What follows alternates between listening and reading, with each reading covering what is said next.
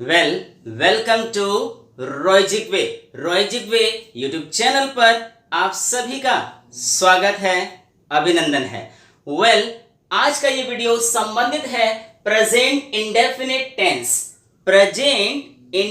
Tense के interrogative sentences से। Dear students, interrogative को एक्चुअली प्रोनाउंस करते हैं इंटरॉक्टिव सेंटेंसेस, यानी वो प्रश्न, वो सेंटेंसेस, वो वाक्य जो कहीं ना कहीं प्रश्न पूछने का कार्य करते हैं। इनमें किसी जिज्ञासा को जानने का प्रयास किया जाता है। ये जवाब चाहते हैं, उत्तर चाहते हैं आपका। तो इस प्रकार के जो सेंटेंस होते हैं वो प्रश्न पूछते हैं और आपका दायित्व बनता है कि आप उनका जवाब दें। हमको चाहिए कि आखिर ये स्ट्रक्चर किस तरह से डिजाइन किए जाते हैं और स्पॉटिंग एरर्स में, यानी कंपटीशन की दुनिया में ये कैसे हमारी मदद कर सकते हैं। तो इन इंटेरोगेटिव सेंटेंसेस को हम जानते हैं आज कि ये क्या होता है और कितने प्रकार से इनको हम फॉर्म कर सकते हैं, बना सकते हैं। डियर स्टूडेंट, तो चलिए चलते हैं इस इंटेरोगेटिव सेंटेंसेस की दुनिया में, वर्ड में। यहां देखिएगा, अगर हम बात करें टाइप्स का, तो ये दो प्रकार के होते हैं। एक वो होते हैं जिनके हिंदी सेंटेंस के प्रारंभ में, हिंदी वाक्य के प्रारंभ में यानी स्टार्ट में हमको क्या मिलता है। शुरुआत क्या से होती है? हिंदी वाक्यों की, जैसे क्या तुम जाते हो, क्या तुम पढ़ते हो, क्या तुम सुबह जल्दी उठते हो, क्या तुम ऐसा कहते हो, क्या तुम ये मानते हो, क्या तुम मेरी मदद करते हो, क्या तुम गरीबों की मदद करते हो। इस प्रकार के जो सेंटेंस होंगे जिनकी शुरुआत में क्या होगा, अगर हम बात करें कि इन्हें अंग्रेजी में कैसे हम शिफ्ट करेंगे, ट्रांसफॉर्म करेंगे, ट्रांसलेट करेंगे, तो देखिए इसका स्ट्रक्चर होगा सब्जेक्ट के अनुसार। जैसा हमने कहा अपने प्रीवियस वीडियोस में कि सब्जेक्ट दो प्रकार के होते हैं, सिंगुलर और प्लूरल। तो अगर सब्जेक्ट हमारा सिंगुलर है, ही, शी, इट, राम या टाइम में से कोई एक है, तो शुरुआत हम डस से करेंगे। डियर स्टूडेंट, सेंटेंस की शुरुआत में हम यहां पर व्हाट का यूज नहीं कर सकते। अगर आप कंफ्यूज हैं कि क्योंकि शुरुआत क्या से हो रही है तो हम यहां पर व्हाट से स्टार्ट कर दें, तो यह संभव नहीं है। डियर स्टूडेंट, हेल्पिंग वर्ब से शुरुआत करेंगे, सहायक क्रिया से शुरुआत करेंगे, और जो सहायक क्रिया इसमें है वो है डज। डज का तात्पर्य कि डू में हमने एस लगाया हुआ है। क्यों? वजह है कि सब्जेक्ट हमारा सिंगुलर है यहां पर। अब अगर सब्जेक्ट हमारा प्लूरल है, आई, वी, यू, दे या राम एंड श्याम, कोई भी प्लूरल सब्जेक्ट है, तो सहायक क्रिया होगी डू, हेल्पिंग वर्ब होगी डू से स्टार्ट करेंगे और साथ में वर्ब की फर्स्ट फॉर्म रहेगी, अदर वर्ड्स रहेंगे। ये याद रखना है कि डू के साथ वर्ब की फर्स्ट फॉर्म में आपको एस और यस का प्रयोग नहीं करना है। क्यों? क्योंकि यहां पर सब्जेक्ट हमारा प्लूरल का है, बहुवचन का है। तो एक तो ये वाला स्ट्रक्चर है जिसमें हमने कहा कि हिंदी वाक्य के स्टार्ट में क्या आता है। तब हो सकता है कभी कभी सेंटेंसेस में ये जो क्या शुरुआत में आ रहा है वो अंत में भी दे देते हैं, तो उसका स्ट्रक्चर भी इसी प्रकार से आपको रखना है। भाव और सेंस के हिसाब से सेंटेंस को फॉर्म करना है। डियर स्टूडेंट, अब चलिए जानते हैं हम सेकंड काइंड्स का, द्वितीय प्रकार का। सेकंड काइंड्स वो सेंटेंस होते हैं जिनके मध्य में, यानी हिंदी वाक्य के मध्य में क्या या अन्य WH वर्ड्स आए। ये मान करके चलिएगा कि या तो क्या आए या WH वर्ड्स आ जाए वहां पर जो है। तो ये आपको याद रखना है कि क्या वहां पर आ रहा है कोई भी WH वर्ड। अब WH क्यों कहा? क्योंकि यहां देखिएगा, यहां वॉच का मीन्स होता है कब, व्हेन का मीन्स, व्हाट का मीन्स होता है क्या। अगर हम बात करें यहां पर तो वॉच का मीन्स होता है क्या, व्हेन का मीन्स होता है कब, हु का मीन्स होता है कौन, हुम का मीन्स होता है किसे, हुज का मीन्स होता है किसका,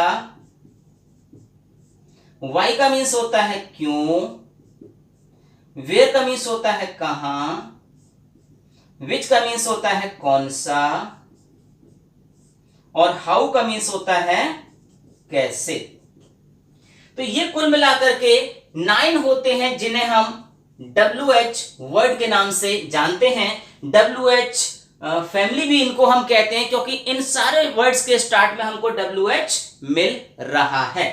और इनके पश्चात हम सीधा सीधा हेल्पिंग वर्ब डू या डज ले लेते हैं सब्जेक्ट के अनुसार। यदि आपका सब्जेक्ट सिंगुलर है तो हमारा डज रहेगा हेल्पिंग वर्ब, और यदि सब्जेक्ट हमारा प्लूरल है, प्लूरल सब्जेक्ट है, तो ऐसी सिचुएशन में डू रहेगा हेल्पिंग वर्ब। तो इस बात को आपको याद रखना है कि कहां पर कौन सी हेल्पिंग वर्ब सब्जेक्ट के अनुसार यूज होगी, और बाद में सब्जेक्ट आ जाता है, सब्जेक्ट के बाद वर्ब की फर्स्ट फॉर्म और अदर वर्ड। अदर वर्ड में आपको पता है कि हम या तो ऑब्जेक्ट लेते हैं या कॉम्प्लीमेंट लेते हैं या दोनों हो सकता है वहां पर। तो ये आपको थोड़ा सा अलर्ट रहना है, वॉचफुल रहना है डियर स्टूडेंट्स। तो हमें लगता है और हमें उम्मीद है कि ये चीज आपको क्लियर हो गई होगी कि आखिर इंटेरोगेटिव सेंटेंसेस प्रश्नवाचक वाक्य 2 प्रकार के होते हैं। एक वो जिनके स्टार्ट में, हिंदी वाक्यों के स्टार्ट में क्या आता है, और दूसरे वो जिनके मध्य में यानी हिंदी वाक्यों के मध्य में क्या आए या फिर अन्य कोई शब्द आए। तो ये स्ट्रक्चर इसके लिए है और ये स्ट्रक्चर इसके लिए है। अब इस स्ट्रक्चर को भली बात आप समझ लीजिएगा, फिर हम इससे संबंधित कुछ एग्जांपल्स की बात आपके लिए करने जा रहे हैं। तो ध्यान से देखते रहिएगा डियर स्टूडेंट्स। ओके, तो चलिए कुछ एग्जांपल्स की बात हम करते हैं इन सेंटेंसेस के लिए। तो चलिए स्टूडेंट देखते हैं कुछ एग्जांपल्स को। पहले वाले नियम पर आधारित उन वाक्यों को जिनके हिंदी वाक्यों के शुरुआत में क्या आता है, ऐसे वाक्यों के उदाहरण हम देखते हैं।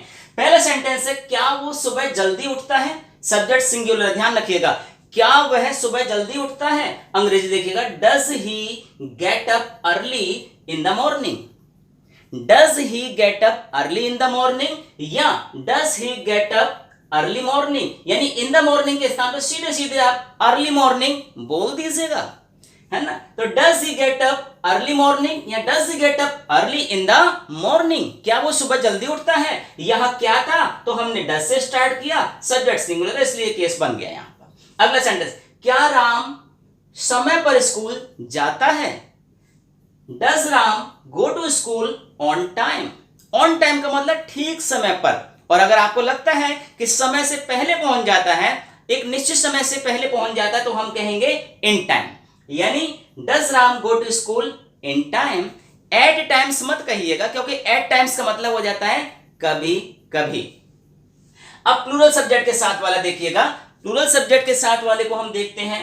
ये हमारा हो जाता है फर्स्ट सेंटेंस, ये हो जाता है आपका सेकंड। अब ये देखिए प्लूरल वाला थर्ड वाला केस है, क्या तुम गरीबों की मदद करते हो।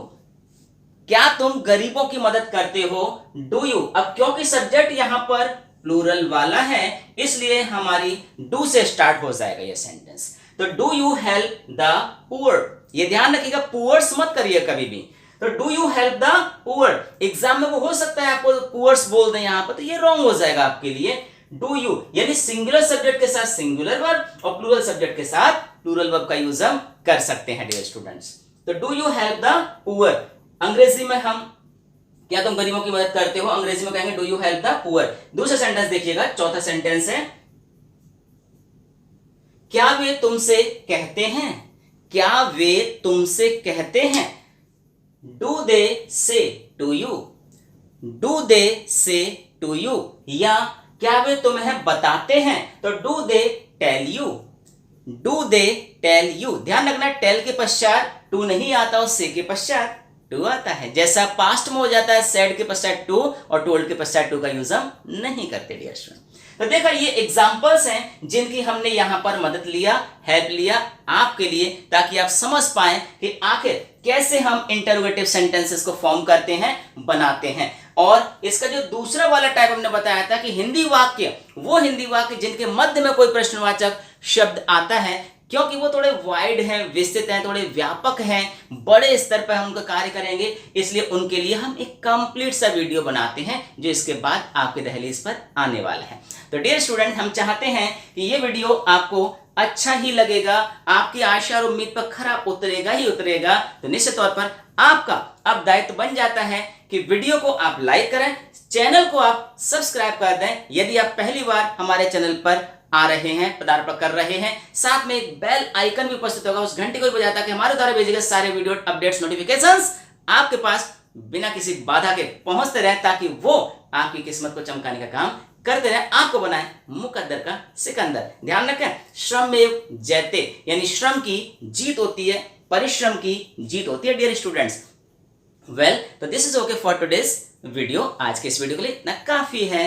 Thank you for watching this one till and. जय हिंद, जय भारत।